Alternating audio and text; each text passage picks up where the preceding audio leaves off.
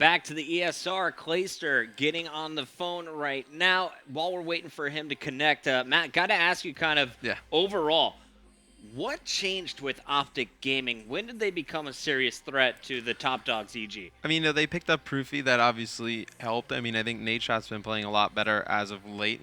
Starting at X Games, I would say he's been playing phenomenal. Then I think, Scump, obviously, the MTAR wasn't exactly his gun. Then I think once everybody kind of went over to the Vector, it was a lot easier for him to, it fits his playstyle better, obviously. So I think, that obviously all three of those things kind of perfect storm together at once, and I think it's made them definitely a viable contender. Well, they're one of the top two squads in the game for the moment, and right now we have their hype man, Clayster, on the phone. Clay, you guys went 2-0 last night, but it wasn't easy. Game 5, both matches. What went down there, my friend? I honestly have no idea what you just said because your mic, it sounded like went out. It got all staticky. Let's try this one more time. All right. You hear me? Yeah. All right. Last night, both matches went to Game 5. What was day 1 of COD League Season 3 for you guys? How'd it go? I mean, it went pretty well. As you guys can see, we went 2-0 on the day, which is pretty good way to start off the league. You always want to set the precedent and get going early on in the league so you don't have to make up for it later in the league. And we actually went down 1-2 in both series. So to come back and win 2 straight to finish it out in both the Game 5s is pretty exciting for all of us, especially since we kind of took a little break after Anaheim, about a week or 2 break. All of us hadn't played together, but, 1-2 series since then. So it's nice to come out and start off hot. Yeah, Clay, you guys looked good yesterday. What do you think, Scump going off lately? What do you think that kind of attributes to? Since X Games, he's been pretty much going off consistently. Is it kind of like the Vector, or is it just, pretty much a better fit team-wise? What do you attribute that to?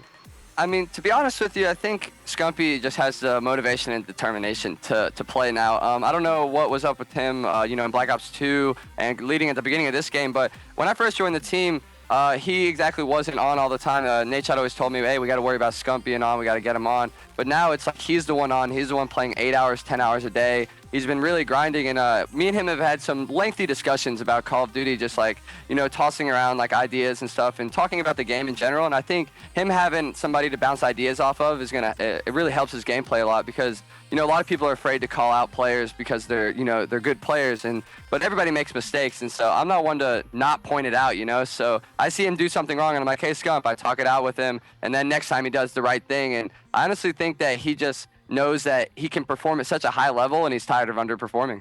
I like it. Well, Clay, we saw you guys using some unique weaponry last night as we're moving away from the old strategy with the new restrictions. No more Bulldog, no more double smokes, no more double nades. What has kind of been the biggest restriction in your mind, and how have you guys adapted to that already? To be honest, I think the biggest restriction is the no double stuns and no double tacticals, no double lethals. It just makes the game a lot more fun, in my opinion. That you're not constantly getting bombarded by 8 nades every 4 deaths, and you can kind of run a little more selfish class. You don't have to have a trophy now. You don't have to have blast shield now. You can kind of get away with just dodging nades now, and it makes search and destroy a lot more fun too. I felt like it was kind of like whack-a-mole before. You just toss 8 nades in the air and hope you kill 1 or 2 of them. Whereas now it's a little more slowed down. Everybody plays the pace of the game more rather than just hoping to get a lucky grenade. Well, we saw you guys winning your first game of both series. You lost the next 2, but were able to go clutch when you needed to. First of all, is this just something where you guys are slacking off after a big win, or is that just kind of how the situation played out last evening?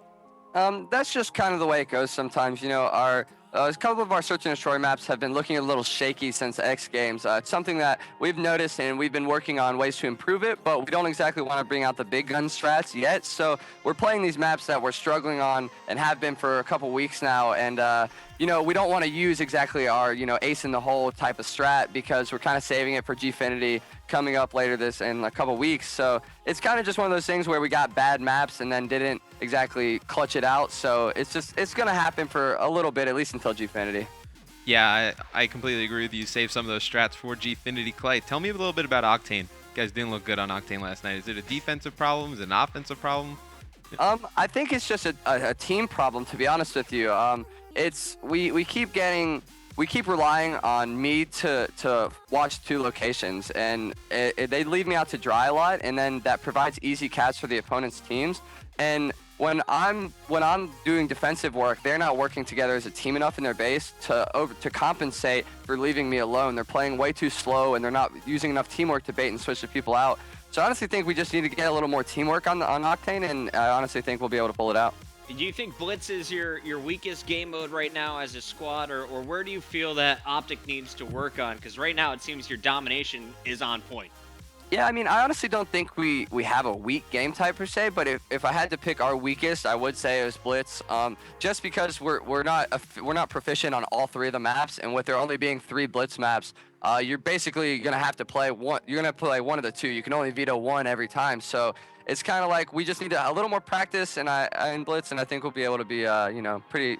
Well, I think we'll be able to excel at it. Is what I'm trying to say. I got you. Well, Clay, final question here is a lot of people want to know. Right now, it seems that Optic Gaming and EG are at the top of the heap, everyone else still chasing. After the team changes, who do you think can now compete with you guys? Is there a third or fourth team that you think could be in Tier 1?